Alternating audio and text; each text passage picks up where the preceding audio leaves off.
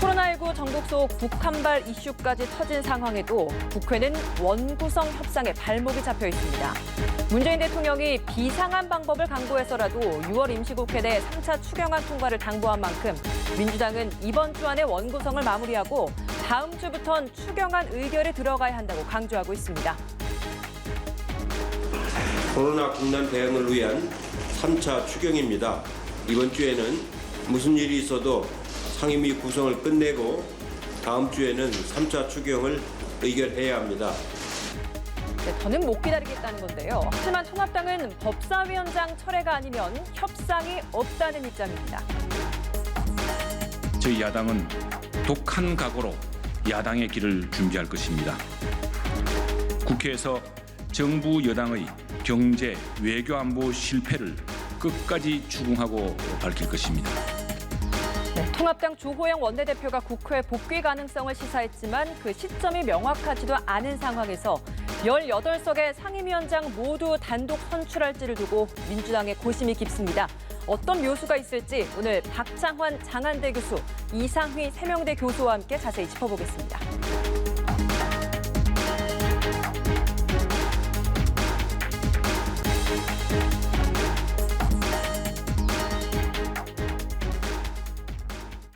네, 원구성 협상 여전히 제자리 걸음입니다. 오늘 이 관련 이야기부터 해볼 텐데요.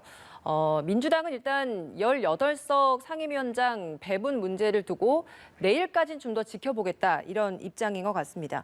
하지만 통합당 움직임은 크게 달라지지는 않고 있는 것 같거든요. 어떻게 좀 협의가 좀 될 수 있을 것 같습니까? 시간이 갈수록 상황이 더 꼬이는 것 같습니다. 일단 뭐 가장 쟁점이었던 법사위 문제는 해결이 됐지만 지금 이제 상황이 더 어렵게 만들어진 게 추경 처리가 지금 이제 또 하나의 이슈로 떠올랐어요. 근데 추경이 처리가 되려면 상임위가 가동을 해야 되는데 지금 현재 그 상임위가 가동을 하고 있지 않지 않습니까? 자, 이런 상황에서 지금 통합당이나 주호영 원내대표가 다 가져가라 뭐 이런 상황이 돼버리면 결국은 협상할 대상이 파트너가 없잖아요. 결국은 지금 민주당 일각에서 나오는 얘기가 그럼 추경 처리를 위해서 임시로라도 상임위를 갖다가 뽑아서 선출하고 그래서 추경 처리하고 난 다음에 그럼 상임위원장 다시 사표되고 하면 어떠냐 이런 안까지 나오고 있어요. 자, 그런데 만약에 임시로라도 18개 상임위를 만약에 민주당이 가져간다. 자, 그랬을 때 이게 그럼 협상의 어떤 촉진제가 될 거냐? 오히려 더 이제 그걸로 굳어질 가능성이 높거든요. 이렇게 본다면 원구성 협상이 시간이 가면 갈수록 더 어려워지는 거 아니냐 이런 전망이 나올 수밖에 없는 거죠. 예, 어떻습니까? 협상 여지 좀 있겠습니까? 지금 뭐 민주당의 원래 의도했던 대로 가고 있는 것이 아닌가 그렇게 생각이 됩니다. 지금 박 교수가 이야기했듯이 지금 새롭게 대두된 게 추경 처리란의 신속 처리다 이렇게 했는데 이 부분은 이미 5월 달부터 이야기가 됐던 부분이에요. 양쪽 트랙을 다 가져갔었죠. 민주당에서는 추경 처리 신속한 처리가 굉장히 불가피하다. 이게 국가 경제 위기 상황이 있기 때문에 추경 처리는 급하게 해야 된다. 그러면서도 한쪽 트랙에서는 협치를 하자라고 이야기를 했었죠. 그것이 이제 주호영 원내대표가 취임하면서 그렇게 양쪽의 강원 전략을 써왔던 것입니다.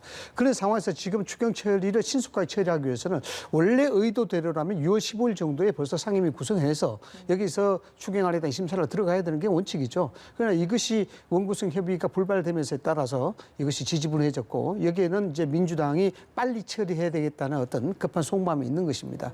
그런 차원에서 본다 그러면은 내일까지 기다려보겠다. 이런 것은 하나의 정치적 레토릭에 불과하지 않을 것이냐 이렇게 보는 겁니다. 결국 18개 원내 상임위 위원장석을 독식할 수도 있다는 것을 기정사실화 하는 것으로 봐야 되겠죠. 여기에는 프레임 전략이 들어가 있는 겁니다. 뭐냐 그러면은 궁극적으로 원내 협상 구성에 있어서 국가 경제 위기 상황이고 코로나에 대한 위기 상황에도 불구하고 야당은 여기에 원구성에 대해서 비협조적으로 나왔고 결국 국정 발목 잡기에 들어갔다라는 어떤 프레임을 결성하는 것이거든요. 여기에는 이제 그런 함정을 파놓고 기다리는 것이고 통합당이 여기에 빠지지 않겠다는 의도입니다. 그래서 일반적으로 우리가 역설적으로 생각을 한다면 이런 것이죠. 만약에 법사위를 그럼에도 불구하고 야당이 양보했다면 지금 어떻게 됐을까라는 부분입니다. 이 추경 처리 협상에 대한 부분들은 통합당도 일점 예전부터 여기에 대해서는 상당히 유화적인 어떤 제스처를 가져왔었고 여기에는 언제든지 협조하겠다는 것은 곡선이 깔려 있었어요. 그럼에도 불구하고 여기에 국정 발목 잡기 세우고 다시 언급이 될 수 있는 그런 상황이다 말이죠. 그래서 법사위가 여기에 대해서 야당에 지금까지 해왔던 대로 협치의 정신에 따라 줬다 그러면은 이 부분은 아마 쉽게 풀릴 수 있었지 않냐. 그럼에도 불구하고 이걸 가져가겠다는 것은 원구성에서도 여기에 대해서 확실한 어떤 이니시티브, 즉 주도권을 여당이 가져가겠다. 추경처리도 확실하게 가져가겠다. 그래서 이번 연도에 국회에 대한 의정 주도 활동을 여당의 확실한 어떤 주도권을 가져가겠다는 그런 의지가 분명히 여기 보이는 겁니다. 만약에 협상이 잘 되지 않는다고 한다면 결국에는 단독 선출 이야기도 나오고 있습니다. 앞서 잠시 18석 임시로라도 모든 의석을 가지고 갔다가 나중에 협상을 좀 하면서 놔주는 그런 방식도 좀 언급을 해주셨는데 그럼 그 방법이 가장 지금 유력하다라고 보십니까? 무슨 뭐 극적인 타협이 나오지 않는 이상은 결국은 그렇게 갈 수밖에 없지 않겠느냐라고 봅니다. 그러니까 이제 극적인 타협이라고 하는 거는 지금 이제 통합당 내부의 사정도 만만치는 않거든요. 저 통합당 내부에서 지금 지도부 어떻게 보면 공백 상태인데 원내 지도부 이렇게 된 거 그냥 계속 가자 이렇게 그렇게 해가지고 여당의 독주 그다음에 이제 나중에 시간이 지났을 때 여당이 잘못하는 게 나오지 않겠느냐. 자 그랬을 때 어떤 여당에 대한 견제론이라든지 또 심판론 이런 것들이 향후 대선에서 통합당에게 유리하게 작용할 수 있기 때문에 이대로 가는 것도 나쁘지 않다라고 보는 주자 세력이 있는 반면에 또 한편에서는 상임위원장 한석 없이 어떻게 국회를 우리가 4년 동안 이끌어갈 수 있겠느냐. 그럼 지역구 사업은 어떻게 할 것이고 그다음에 국정의 발목을 잡는다라고 하는 어떤 그런 그 여론의 압박은 어떻게 할 것이냐. 그래서 좀 이제는 좀 할 만큼 했으니까 좀 협상의 틀에 나가야 되는 거 아니냐, 좀 들어가야 되는 거 아니냐. 이렇게 지금 통합당 내부에서도 엇갈리고 있거든요. 자, 그런데 이런 상황에서 18석 상임위를 임시로지만 민주당이 만약에 다 가져간다. 그러면은 이미 이제 판은 깨지는 거거든요. 그걸 다시 또 내려놓고 뭐 그걸 통합당이 다시 또 일부 가져가고 이거는 통합당으로서도 사실은 모양새가 안 나오는 상황이기 때문에 그렇게 갈 경우에는 실제로 18대 0의 상임위원장 배분이라고 하는 게 굳어져서 2년간 갈 가능성도 있다고 봅니다. 예. 민주당 내부에서는 뭐 여러 가지 얘기가 나올 수가 있죠. 현실론도 나오고 있고 여기에 여당에 대한 부담론도 나오고 있고 이런 것입니다. 여당에 대한 부담론이라는 것은 결국 18개 상임위를 독식했을 경우 여기에 대한 정책적 실패 이 부분을 고스란히 민주당이 안을 수밖에 없다. 이것 아니겠습니까? 물론 여기에 또 제3안도 얘기가 되고 있죠. 지금 추경안 처리를 위해서 12개 상임위안을 다 선출해놓고 이 추경안 처리를 통과시키고 난 다음에 사퇴를 하자. 그러고 난 다음에 원구성을 다시 하는 것이 좋지 않겠느냐. 일종의 원포인트식입니다. 뭐 이런 것들은 뭐 전략적 전술에 해당이 될 수가 있습니다만은 좀 그림을 좀 크게 봐야 될 것 같아요. 여당과 야당이 왜 이러느냐에 대한 부분입니다. 네. 뭐 우선 여당의 입장으로 본다 그러면은 이 부분에 대해서는 대통령도 지금 비상한 대책을 강구해야 된다. 이 추경 처리를 위해서 그렇게 이야기했지 않습니까? 이 사실상 대통령의 레토릭에 비상하다는 말은 잘 쓰지 않습니다. 그만큼 강경한 대처를 해라라는 어떤 묵시적인 메시지로 이해를 해야 되겠죠. 그런 측면에서 고려한다 그러면 여당은 민주당 입장으로서는 이 18개 상임위를 독식하더라도 추경 처리를 해야 되겠다는 어떤 원칙이 서 있을 거로 봅니다. 그런데 왜 큰 그림이냐 그러면 이건 대선 전략하고도 맞붙어 있다라고 볼 수가 있는 겁니다. 이 왜 대선 전략이냐면은 원래의 모든 것을 처리해 줘야 되는 부분이 있습니다. 검찰에 대한 문제라든가 여권 내부의 여러 가지 뭐 부정부패에 대한 문제라든가 이런 등등 또 보건복지에 대한 문제라든가 이런 것들을 정리해야만이 내년부터는 실질적으로 새로운 당권 체제가 도입되고 여기에 대해서 대선 체제가 들어가게 되면은 청와대 즉 정부 여당의 힘이 그만큼 떨어지게 될 수밖에 없는 겁니다. 그래서 기회는 사실 원래밖에 없다는 것이죠. 마찬가지로 이거는 역설적으로 야당에도 마찬가지입니다. 지금 상황에서 상임위에 대한 부분들을 확실하게 고지를 선점하지 않거나 또 아니면 여당의 책임을 확실하게 밀어버리지 않으면은 대선 전략에 문제가 있을 수밖에 없는 겁니다. 여기에 전략적 선택이 있는 것이죠. 자, 그래서 통합당의 입장이라는 것이 자, 18개 상임위 이럴 바에는 차라리 다 가져가라라고 이야기하는 겁니다. 온전히. 여기에 대해서 국정 실패에 대한 부분들은 향후 대선에서 이 문제에 대해서 확실하게 불거질 수밖에 없고 여기에 여론의 지지 또는 국민들의 심판이 있을 수밖에 없기 때문에 어차피 이래 된 게 어설프게 몇 개 가져가느니 차라리 다 가져가서 온전하게 민주당과 여당이 책임져라라고 이야기하는 것이죠. 근데 현실적으로 이제 앞서 박 교수님께서도 말씀하셨듯이 정말 상임위원장 자리를 한석도 갖고 있지 않는다면 나중에 또 지역구에서의 문제도 있고 이런 부분에 있어서의 현실적인 문제도 있지 않겠습니까? 통합당 내에서는. 네, 분명히 현실적인 문제도 있습니다. 쉽게 이야기하자 그러면은 그러면 우리는 민주당, 즉 여당이 실수할 때까지 기다려야 된다. 이런 것 아니겠습니까? 만약에 이게 상당히 뭐 제로섬의 형태가 되겠습니다만은 이 세계적인 경제 위기가 좀 벗어나고 코로나에 대한 위기가 벗어나서 정말 경제적 성과가 있고 국난을 잘 돌파했다는 그런 성과가 있게 된다 그러면은 사실 통합당으로서는 굉장히 힘들어지게 되는 그런 것이죠. 정치를 도박으로 풀 수는 없습니다만은 현재 통합당이 선택할 수 있는 것이 뭔가를 봤을 때 이것이 유일할 수밖에 없다라는 겁니다. 예. 그러면 그 주호영 원내대표가 복귀 시점을 이번 주 안에 복귀를 하겠다라고 이야기를 했는데 이것 또한 어찌 보면 그 전략이라고 볼 수 있겠습니까? 시점이 계속 좀 바뀌고 있는 것 같긴 하거든요. 어차피 주호영 원내대표에 대한 지지도 이것은 당내 현상만 본다 그러면 예전보다 더 강화가 됐었죠. 뭐냐 그러면은 여기에는 그 내면이 있습니다. 어느 누가 여기에 협상권을 갖고 있다 하더라도 이보다 나은 결과는 만들지 못할 것이다. 결국 주 원내대표 협상의 문제가 아니고 여당이 바라보는 국정 시각에 대한 문제다. 즉 의회 구성 운영, 국정 운영에 대한 그 시각에 대한 문제지 여기는 원내대표의 협상의 문제가 아니다는 것이 기본적으로 깔고 있습니다. 예. 그래서 여기에 대해서 사실상 주 원내대표가 협상력을 갖고 원내에 복귀하는 부분에 대해서 가장 큰 명분을 줄 수 있는 것은 민주당이겠죠. 민주당이 여기서 전향적으로 법사위에 대한 부분은 다시 한번 이야기해보자라든가 또 아니면 그 외에 다른 국정 경영에 대해서 협의적인 자세를 나온다든가 이렇게 되면 이야기가 다르겠죠. 예. 그러나 지금 상황에서는 그걸 기대할 수가 없다라는 겁니다. 예. 이건 어떻습니까? 그동안 지금 사찰에서 계속 머물고 있는 이 기간 동안 여당과의 접촉은 한 번도 없었잖아요. 근데 단 한 번도 김태년 원내대표가 직접 찾아간 적이 없었단 말이죠. 집권 여당으로서의 어떤 포용력 차원에서 어느 정도 이런 것들을 직접 좀 풀어내는 차원에서는 김태년 원내대표가 직접 나서는 것도 도움이 될 수 있지 않을까라는 생각이 드는데요. 네, 뭐 원내 파트너에 대한 존중으로서 직접 찾아가고 이런 모습은 저는 대화의 노력은 계속해야 된다고 생각해요. 그런데 이게 쉽지 않은 이유가 아까도 말씀하셨지만 대선 전략하고 이게 맞닿아 있는 굉장히 큰 문제입니다. 그러니까 왜 법사위가 중요했냐?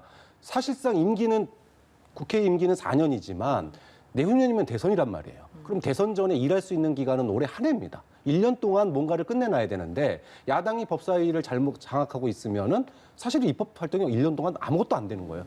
패스트트랙 통과되려면 1년 다 가는 거거든요. 자, 그런데 좀 그런 점에서 민주당이 양보의 여지도 별로 없고 그러면은 야당은 어때야 되느냐? 사실은 김종인 위원장이 정책 경쟁을 하겠다라고 얘기했어요. 좀 아름다운 경쟁을 하겠다고 그랬습니다. 그런데 정작 원내에 있는 주영 원내대표나 통합당의 의원들은 그 김종인 비대위원장과 통합당에 가야 될 길에 대해서 여전히 아직은 좀 손발이 안 맞는 느낌이에요. 즉 아름다운 경쟁이라고 하면 그래 당신들이 이번에 국회의석 많이 얻었으니까 한번 해볼 만큼 해봐라. 우리가 대신에 우리도 대안을 가지고 싸우겠다. 이게 김종인 비대위원장이 얘기한 건데 지금 국회가 개원된 지 20일이 넘었지만 국회에서 국회의원들이 선서조차 못하고 있거든요. 아직 임기 제대로 시작도 아무것도 지금 못하고 있는 상황 아닙니까? 네. 자, 그런 상황이 본다면 결국 지금 주호영 원내대표하고 뭐 김종인 비대위원장이 25일 날 주호영 원내대표가 회의에 참석할 거다 그랬는데 당 대변인은 또 그건 정해진 게 없다라고 얘기를 했어요. 그 얘기는 지금 비대위가 손발이 맞게 잘 돌아가고 있지 않다라고 하는 느낌을 주는 거예요. 좀 그런 점에서 이 국회의원 원구성이라고 하는 게 단순하게 뭐 원구성 협상만이 아니라 향후 통합당이 가야 될 길, 민주당이 가야 될 이 대선의 길에 초입해 있기 때문에 양보의 여지가 그렇게 많이 없다라는 생각이 든 겁니다. 예, 알겠습니다. 주제를 좀 바꿔보겠습니다. 볼턴 보좌관의 회고록 아직 정식 출간도 되지 않았는데 벌써부터 굉장히 좀 파문이 크게 일고 있습니다.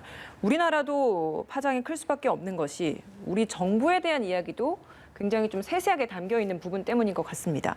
청와대와 정의용 국가안보실장도 이례적으로 상당 부분이 왜곡됐다라고 하면서 여기에 대한 강한 반발을 하고 있는 이런 상황인데 아무래도 한국 정부의 외교적인 이런 노력에 대해서는 굉장히 좀 비판적인 시각이 많이 담겨 있기 때문에 이걸 묵과할 수 없다라는 움직임이 좀 담겨 있다라고 좀 봐야겠죠. 뭐 미국 내에서도 대북 관계에 있어서 가장 매파로 분류되는 것이 볼턴 아니겠습니까? 이 회고록이라는 것이 원래 그렇습니다. 우리가 먼저 의미를 좀 살펴봐야 되는데 자신의 경험과 대한 그 부분을 기술한다라는 그런 측면에서 일종의 뭐 여기에 대해서 뭐 제도적이라든가 법적이라든가 이런 어떤 규제성이라든가 이런 건 없죠. 본인이 그냥 주관적인 상식으로 쓰는 것인데 여기에 대해서 이제 회고록이 여파가 상당히 좀 강하게 비치게 될 수 있는 그런 요인들은 이 회고록에 대해서 객관적인 상황들이 이야기가 됐을 때 이런 것들이 만약에 뒷받침된다 그러면 회고록에 대한 부분들은 파장이 굉장히 심하게 미칠 수가 있겠죠. 지금 회고록이 나오고 난 다음에 미국에서는 뭐 공식적으로 이게 아주 뭐 강하게 이야기한다든가 문제가 있다든가 전혀 사실 아니라든가 이런 부분들은 없습니다. 수정 요구를 지금 하고 있는 그런 입장인데 뭐 이런 것들은 보통 보편 타당한 어떤 그런 미국 정부의 어떤 방침이 아니겠느냐 이렇게 생각이 들고요. 그래서 지금 중요한 건 이렇습니다. 왜 지금 청와대가 민감하게 반응할 수밖에 없느냐 그러면 다 아시다시피 대북 정책은 문재인 정부가 들어서면서부터 가장 중요한 정책이고 여기에 대해서 국민적인 관심이 가장 높았던 정책입니다. 여기에 대해서 전향적인 어떤 대북 관계의 변화가 있고 여기에 대해서 남북 관계에 대한 표면적인 변화가 있을 것이다 기대했었죠. 그런데 지금 볼턴의 회고록을 그대로 객관적 사실이라고 입증해버리면은 여기에 대해서는 상당한 문제가 있었구나라는 거 인정할 수밖에 없고 특히 가장 중요한 것이 이 회고록이 나오면서부터 시작해서 객관적인 뒷받침이 번복할 수 있는 뒷받침이 이게 보완이 되지 않는다 그러면은 향후 대북 정책에 있어서 수정 불가 상황이 되는 겁니다. 지금 상황에서 여기에 더 전향적인 대북 정책을 구성하기가 굉장히 문재인 정부로서는 힘에 겨울 수밖에 없고 여기에 대해서 실질적으로 단언해서 이야기한다 그러면은 이 상황에서 전향적인 어떤 변화가 없다 그러면은 문재인 정부의 대북 정책에 대한 성과는 폄하될 수밖에 없다라는 그것 때문에 그런 것이죠. 예. 네, 볼턴이 회고록을 쓴 것 자체가 전 문제라고 봐요. 그러니까 물론 뭐 아직 임기가 현직 대통령들이 있는 상태에서 정상회담의 뒷이야기들을 갖다가 회고록으로 낸 것 자체도 문제고, 그 다음에 둘째는 쓸 사람이 써야 된다. 아니, 싱가포르부터 하노이까지 일관되게 북미 정상회담, 핵회담에 대해서 리비아식 해법 아니면 안 된다라고 얘기하면서 가장 반대했던 사람. 그리고 궁극적으로 하노이 회담에서 이 북미 정상회담의 어떤 핵 협상을 결국은 무산시킨 사람. 이 사람이 바로 볼턴 아닙니까? 그런데 회고록을 쓸 사람은 회고록이라고 하는 건 어떤 일을 만들고 협상을 그래서 어떤 아름다운 결과가 나온 거에 대해서 회고록을 쓰는 건데 본인이 반대한 싱가포르부터 하노이까지 일관되게 이렇게 가면 안 된다, 이렇게 가면 안 된다라고 얘기한 사람이 회고록을 썼다라고 하는 거는 사실 볼턴이라고 하는 사람은 세상 사람 누구나 다 아는 슈퍼 매파입니다. 가장 오른쪽에 있는 사람이에요. 그 사람의 눈으로 악의적이고 왜곡된 그런 사실들을 갖다가 거기다 굉장히 또 자극적이에요. 뭐 조현병 얘기까지 나오고. 자, 이렇게 되면 지난 2년간의 북미 회담, 남북 정상회담 이런 것들이 완전히 어떤 왜곡된 게 이제 비춰질 가능성이 있기 때문에 청와대에서 좀 빠르게 선긋기에 나선 거는 일단은 어떤 우리가 어떤 평화 체제를 위한 노력들 이런 것들이 폄훼되거나 그리고 가뜩이나 김여정 부부장 때문에 지금 남북 경색 국면인데 미국에서마저 정상회담 무용론이 나오게 될 경우에 그러면 향후 이제 대선 때까지는 어떠한 이제 대화도 불가능하거든요. 이 상황을 갖다 타개하기 위해서는 볼턴 회고록에 대해서 빠르게 선긋기를 하는 게 청와대에서는 필요할 수밖에 없는 거죠. 박창원 교수님의 말씀도 좀 일리는 있습니다. 왜냐 그러면 볼턴이 이제 강경 매파고 여기서 트럼프도 이 관계에 있어서 상당히 부담스럽게 느꼈다라는 부분이죠. 뭐 그렇다 하더라도 강경파든 매파든 이 사실 관계를 떠나서 회고록에 나온 사실이 객관적으로 입증이 돼야 되는 부분도 상당히 많다는 것이죠. 여기에 대해서 그런 것들은 두 번째에 대한 문제고 첫 번째 본질은 아니다라는 겁니다. 왜냐 그러면 이게 자칫하면요 메시지가 불리하니까 메신저를 공격하는 것과 똑같습니다. 이 내용에 대한 본질을 이야기하지 않고 볼턴이 강경파였으니까 강경파가 쓰는 것은 이 회고록에 문제가 있지 않느냐라는 그런 시각으로 가는 것이죠. 이건 본질하고는 많이 떨어진 겁니다. 뭐 여러 가지 많은 얘기가 있습니다만 그중에 가장 문제가 이것 아니겠습니까? 2018년 4월 27일 4.17 판문점 선언에 따라서 정용 실장이 미국에 건너갔고 그 미국에 건너가서 5월 달에 여러 가지 백악관에 설명을 하는 과정에서 여기에 대해서 완전 비핵화에 대해서 즉 CVID에 대해서 김정은이가 이해를 했고 여기에 대해서 준비가 있고 문재인 대통령이 여기에 설득할 수 있는 힘이 있다라고 이야기했고 그것을 근거로 해서 실질적으로 싱가포르 협상 하노이까지 간 거다라는 것 아니겠습니까? 만약에 이것이 볼턴이 말이 사실대로라 그러면은 여기에 대해서 청와대는 사실상 여기에 완전하게 읽지도 않는 연매를 섣불리 땄다라는 것이죠. 즉 운전자론에 부합되지 않는 그런 행동을 했고 자칫 이 부분에 대한 지금 남북 관계 그리고 미국과 북한과 관계 등등에 있어서 오히려 역설적으로 본다 그러면은 꼬이게 만든 그런 장본인이 청와대나 문재인 대통령이 아니냐라고 이야기할 수 있는 겁니다. 그래서 이 부분에 대해서는 메신저를 공격하기보다는 여기에 대해서 사실이 어떻다라는 것을 것을 미국 측에서도 이야기해야 되는 것이고 한국 정부 측에서도 이야기해서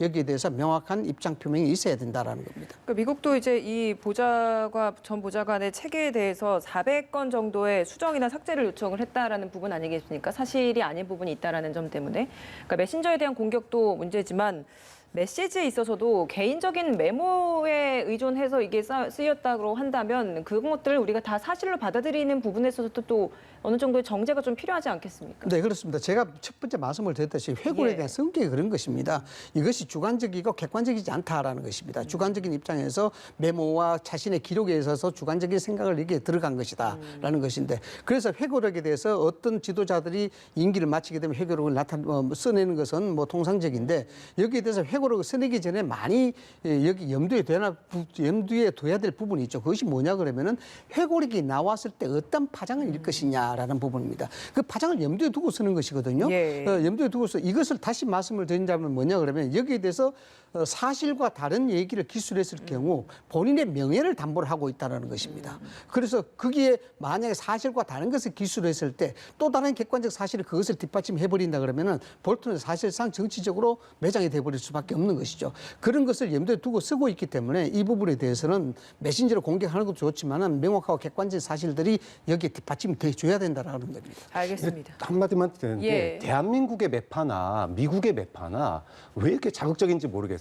저는 기억에 나는 게 지금 남북 대화 당시에 정상회담 당시에 NLL 포기가 있었냐 없었냐 그래가지고 결국은 남북 정상회담 대화로까지 가서 뭐 열람안에 만에 그랬지 않습니까? 지금 사실관계를 파악해야 된다라고 얘기하면서 또다시 외교 문서 그다음에 남북 정상 북미 회담 중에 무슨 일이 있었는지 사실관계를 파악하자라고 하는 거는 마치 정상회담 당시에 NLL 포기가 있었냐 없었느냐라고 하는 얘기하는 거랑 똑같다. 즉 평화를 위한 노력 중에는 일부 전진이 있을 수 있고 일부 후퇴가 있을 수 있는데 이런 부분들을 가지고 일부 후퇴한 걸 가지고 이것이 마치 굉장히 굴욕적이고 우리가 뭐 한반도 운전자로는 정말로 허상이었고 이렇게 얘기하는 것으로 흘러간다면 이것은 종합적으로 판단하는데 어려움을 주기 때문에 외교 문서나 이런 것들은 공개하지 않는 게 원칙이거든요. 그런데 지난번 그 NLL 대화록 문제도 마찬가지지만 이건 볼턴의 지금 이건 이 회고록도 마찬가지로 이렇게 종합적으로 판단돼야 될 부분들을 갖다가 어떤 하나의 잣대를 가지고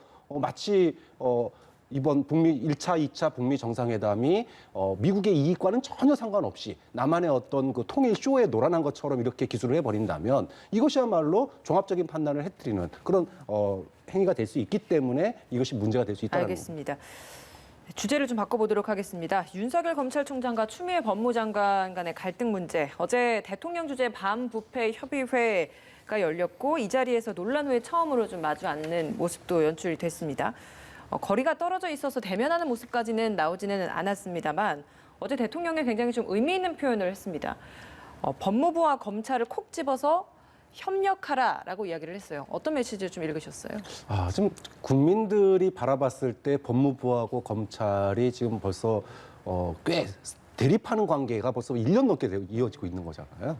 그런데 대통령 입장에서는 검찰 개혁을 해야 되는데 맨날 잡음만 일어나고 오히려 그것이 대통령 지지율에 마이너스로 작용하고 있는 이 모습에 대해서 굉장히 불편한 심기를 저는 표현은 누구를 책망하진 않았으나 굉장히 불편한 심기가 그 안에 담겨 있다. 그런데 그 불편한 심기가 결국은 누구를 향하겠느냐? 저는 검찰에 대한 비판이 그 안에는 숨어 있다라고 봐요, 분명히. 그러니까 이제 좀 그런 점에서 검찰이 물론 그 전날 어떤 장관의 어떤 지위에 대해서 일정 부분 받아들이는 모양새를 취했으니까 네. 그 정도였지 좀 안 그랬으면은 대통령의 검찰에 대한 비판이 나올 수도 있는 상황 아니었느냐 좀 어떻게 보면은 좀 상당히 위태위태하다 그런 느낌도 받았습니다. 일각에서는 이를 두고 그동안 여권 내에서 이뤘던 사퇴론이나 재신임, 불신 이런 문제까지 이야기가 있어서 이런 협력이라고 이야기를 했던 것이 재신임을 내비친 것이다라는 이야기도 있는데 그 부분에 대해서는 또 당연히 그러니까 재심이라고 하는 다른 얘기가 아니에요. 임기가 임기 보장입니다. 그러니까 문재인 대통령이 얘기했던 거는 당연히 임기 보장이에요. 임기 중간에 자르는 일은 없다. 그럼 지금 민주당 내에서 나오는 얘기는 그게 말도 안 되는 얘기인 거죠. 중요한 것은 그 임기 가운데서 어떻게 일을 풀어나갈 것인가에 대한 문재인 대통령의 이야기였던 거고, 이거를 재시민이냐 신임이냐 얘기하는 거는 자른다라고 하는 전제가 있어야 되는데 지금 윤석열 총장을 자른다라고 하는 건 문재인 대통령은 아마 상상도 하고 있지 않을 겁니다. 다만 검찰이 지금 검찰 개혁, 그다음에 공수처 설립 이런 추진 이런 거에 대해서 좀 더 협력적으로 나와줬으면 하는 어떤 아쉬움이 그 안에 담겨 있는 거 아니냐라는 검찰에 거죠. 대한 질타가 조금은 표현된 이야기였다. 네. 이 부분은 뭐 작년 언론의 보도를 보니까 19년도 11월 달에 똑같은 회의를 했더라고요. 거기서 이제 대통령이 이런 얘기를 했다 그럽니다. 윤석열 총장이든 윤석열 총장이 아니든 이 반부패 공정 시스템은 어떻게 확립이 돼야 된다라는 그런 얘기를 했는데, 어제는 실질적으로 협력을 해야 된다라는 부분입니다. 이걸 뭐 여러 가지 해석을 할 수가 있겠죠. 그러나 우리가 좀 되짚어 보면은 일반적으로 보면 이런 얘기가 있습니다. 어떤 부패든지 그것이 대통령 측근이든지 아니면은 범정부의 여권 인사든지 등등을 떠나서 모든 부정과 부패가 의혹이 있으면 한 점 의혹 없이 당당하게 수사하라. 이것이 역대 정부로부터 쉽게 들어왔던 얘기입니다. 그런데 가만히 보면요, 지금 한동안은 이러한 얘기를 사실 들어본 적이 없습니다. 여기에 대해서 왜 이유가 그럴까라는 것은 우리가 일반적으로 가질 수밖에 없는 의혹이 아닐까라는 생각이 됩니다. 뭐 의혹에 대해서 당당하게 수사하고 검찰 독립성을 가지고 수사하라. 이건 당연한 얘기 아니겠습니까? 이 얘기가 언제부턴가 들어가 버렸다는 겁니다. 여기에 이제 저는 내 국민적인 의혹이 있다라는 부분을 말씀을 드리는 것이고요. 그다음부터 이런 겁니다. 여러 가지 이제 의미를 해석할 수 있습니다만 여기에는 여당의 전술적 의미가 좀 내포가 돼 있다라는 겁니다. 그 전술적 의미가 뭐냐 그러면은 대통령은 원론적인 얘기를 했죠. 검찰과 협력하라.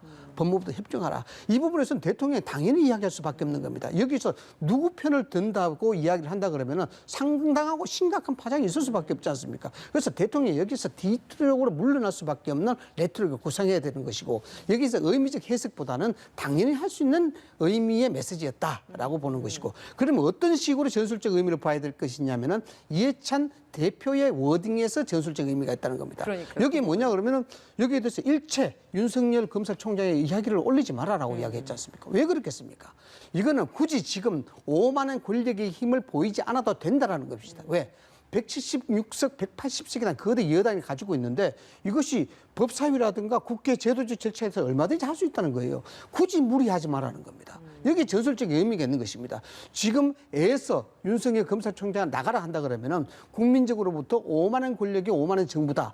총선에 그만큼 과반석을 이기니까 결국 이렇게 하는구나. 이런 굳이 그런 비난에 휘살릴 이유가 뭐가 있냐라는 것이죠. 그래서 그 순리대로 가겠다라는 것이죠. 그래서 예상을 한다 그러면은 국회 법사위가 어떻게 나올지는 모르겠습니다만 향후 국회 내부의 상임위 활동을 통해서 검찰의 때리기, 윤석열 흔들기는 계속될 것이다라고 보는 겁니다. 알겠습니다. 오늘 두 분 말씀 여기서 마무리 짓도록 하겠습니다. 박창환 장한대 교수, 이상희 세명대 교수였습니다. 고맙습니다.